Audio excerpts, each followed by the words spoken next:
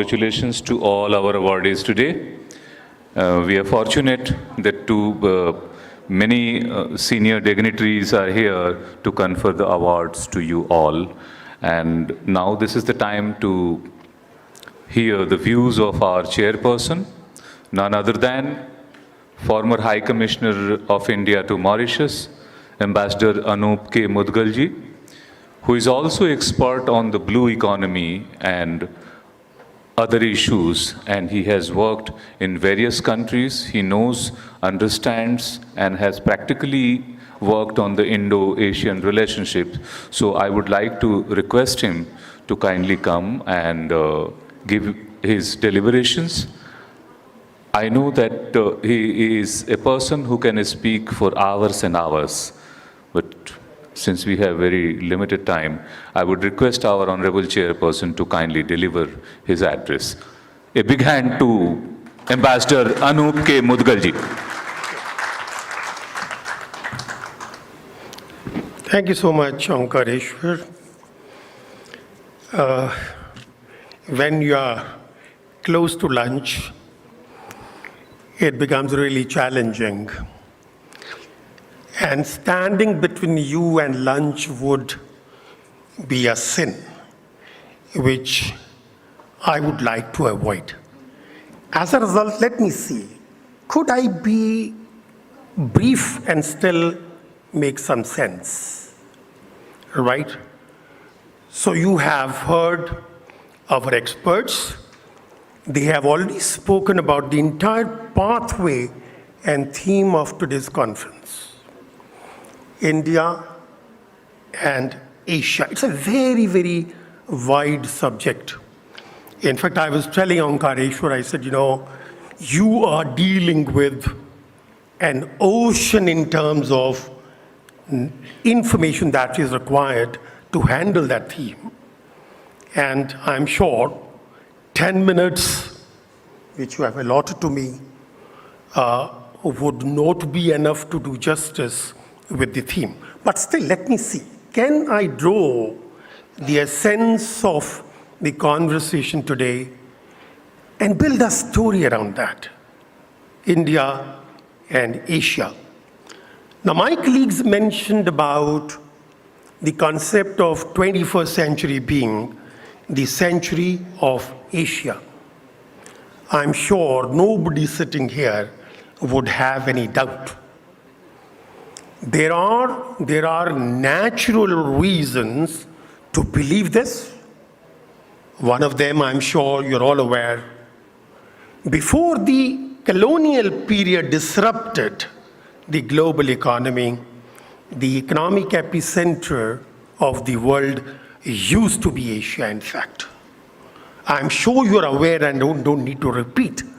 Almost 40% of the global trade in manufactured goods was accounted for by China and India.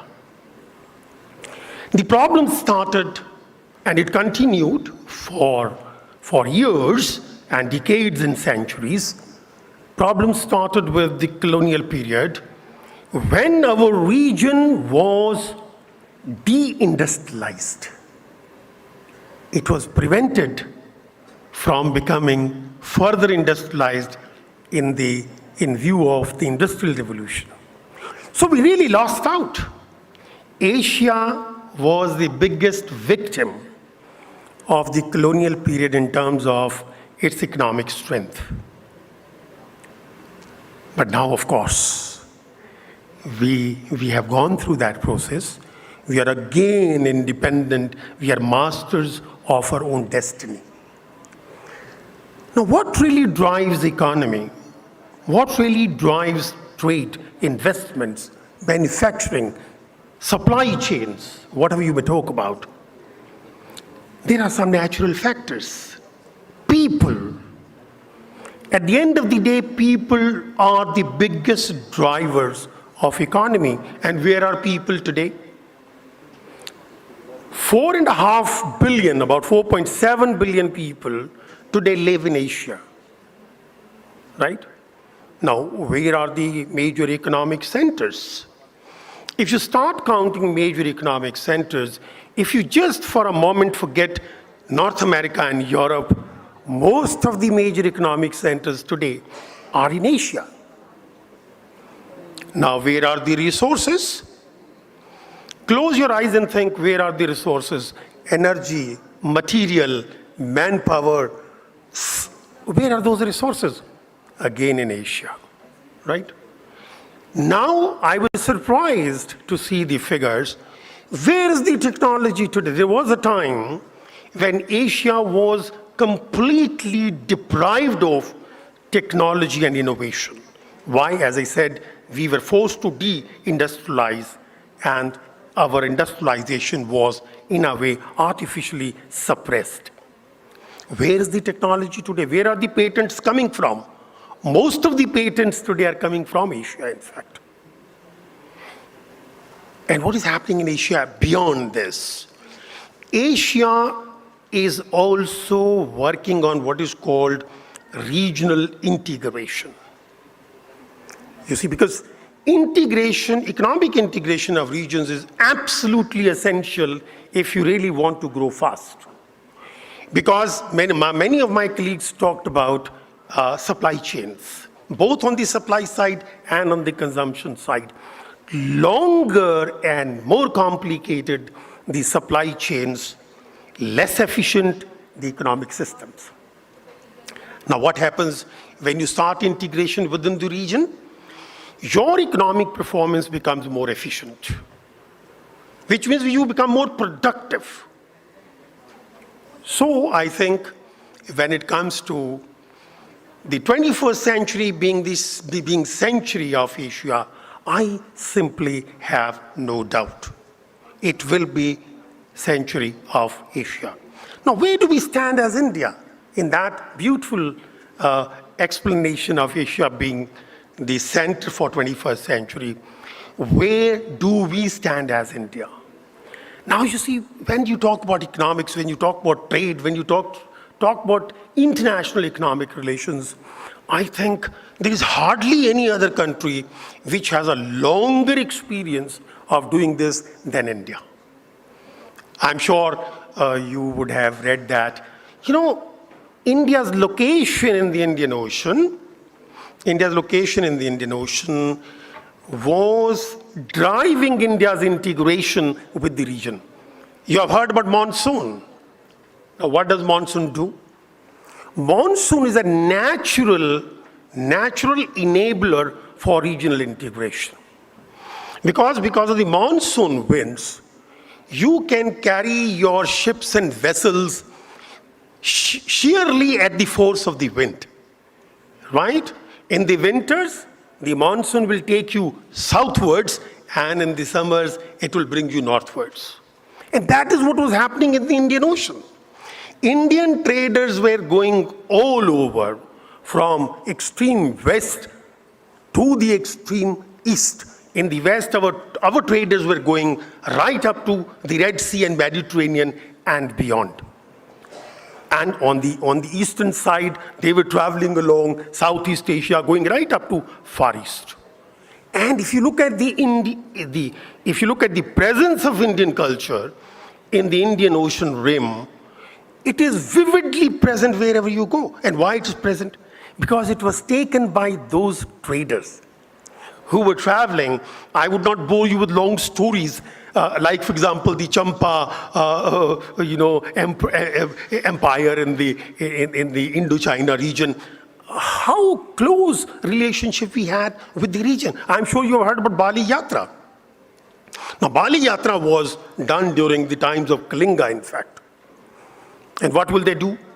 Our people from the eastern coast will go in groups, in ships, take their goods to Southeast Asia, and then come back. And even today, if you go to Odisha, they celebrate Bali Yatra. Now, India has always been there. If there was no colonial disruption, I'm sure we would still be the leader in terms of international economic relations. But today, we are back. Now, when I look at today, in fact, you just see around our country, which is right sitting at the middle of the Indian Ocean, the hub of connectivity. Start from wherever you want to start. Let me start from the Arabian Sea. Now, when you start from the Arabian Sea, we have the Middle East and the Gulf region. We have excellent relations with the whole region. We have trade, we have investments, we have diaspora, we have remittances, we have energy relationship. Just go down with Africa. We have centuries-old relationship with Africa. Same thing. Turn around and come to Southeast Asia with ASEAN countries, with the Indochina region, and now, for example, in the modern times, China, Japan, Australia. Now you see, these are our major economic partners. So India is already embedded in the Century of Asia.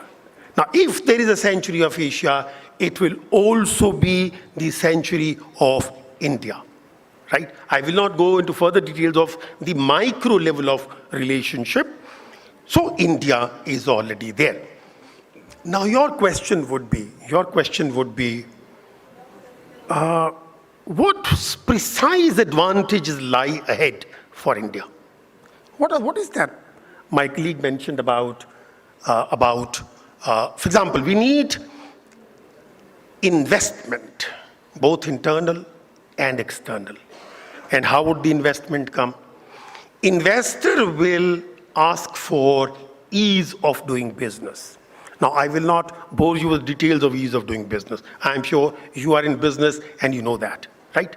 They will want to understand how easy it is to do business in India.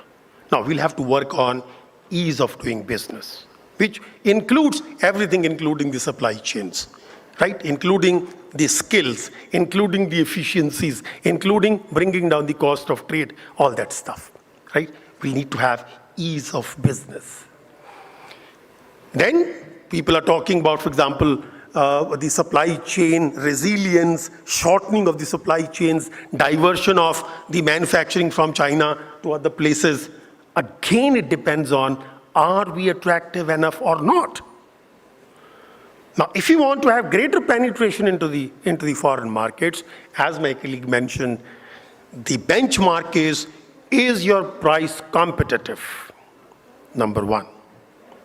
Right? Are you competitive in terms of price? Is your quality competitive? Can they rely on you?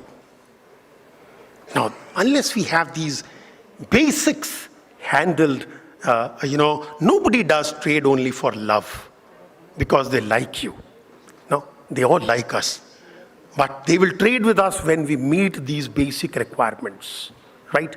So we have to create those enabling provisions for making it easy, making it reliable, making it trustworthy. Final point, you will ask me, what kind of challenges I see in terms of the Asian century or Indian century being disrupted? The most serious challenge which I see to that is if peace and stability in the region is disrupted.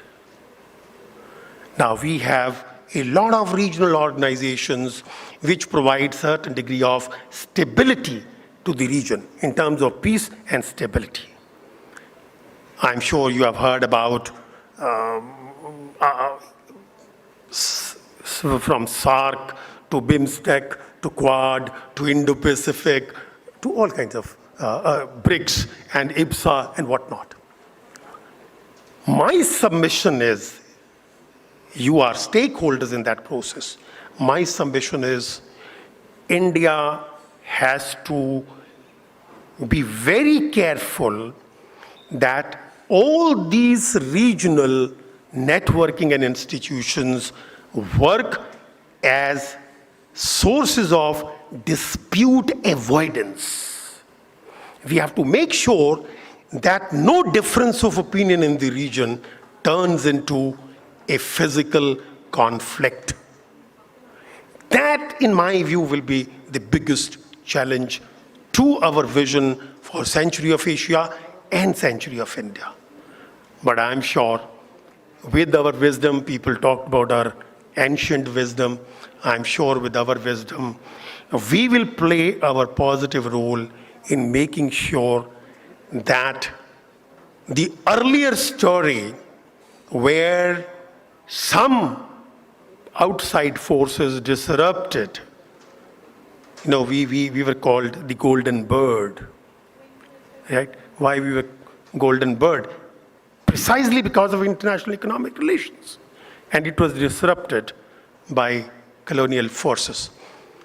I only hope that we do not allow any force to disrupt our move forward on the vision of 21st century being the century of Asia and century of India.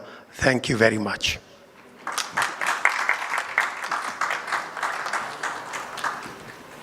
Thank you very much.